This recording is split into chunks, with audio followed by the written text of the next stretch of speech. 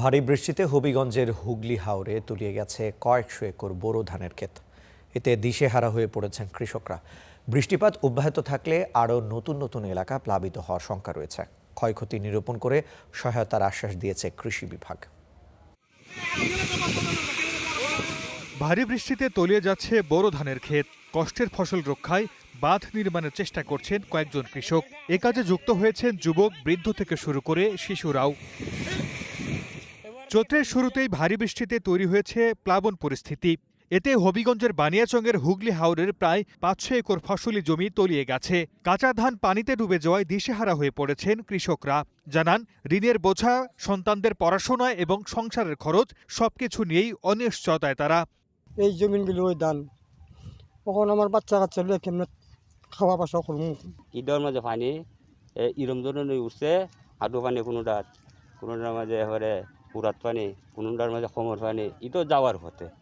এদিকে নতুন করে শঙ্কা দেখা দিয়েছে বাদেশ্বরা, বালি ও বাঙ্গা হাওর নিয়েও। বৃষ্টিপাত অব্যাহত থাকলে এসব হাওরের হাজার হাজার হেক্টর ফসলি জমি তলিয়ে যাওয়ার শঙ্কা রয়েছে।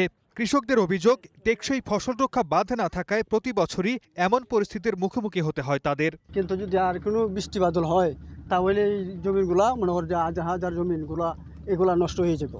ইঞ্চদি এবং উগলি আমরা রক্ষা করতে পারি নাই এখন পর্যন্ত। আপনার বালি, বাদেশ্বরা এবং ব্যাংক এখন তো আসে যে যদি বৃষ্টিটা একটু বাড়ে, আবহাওয়া যদি পরিবর্তন না হয়, যে কোনো মতো চলে যাবে। পানি উন্নয়ন বোর্ড বলছে জায়গাটিতে অস্থায়ী বাঁধ নির্মাণের চেষ্টা করছেন তারা।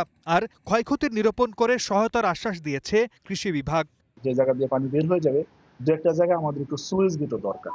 তাহলে দেখা গেল যে এই বৃষ্টির যে অতিরিক্ত পানিটা আমরা এই খালের মাধ্যমে নিষ্কাশন করতে পারবো, এবং যদি পানি বেড়ে যায় নদীতে, তাহলে আমরা সুইচ গেটের মাধ্যমে হাওরে পানির পরিবেশটা আমরা বন্ধ করতে পারবো।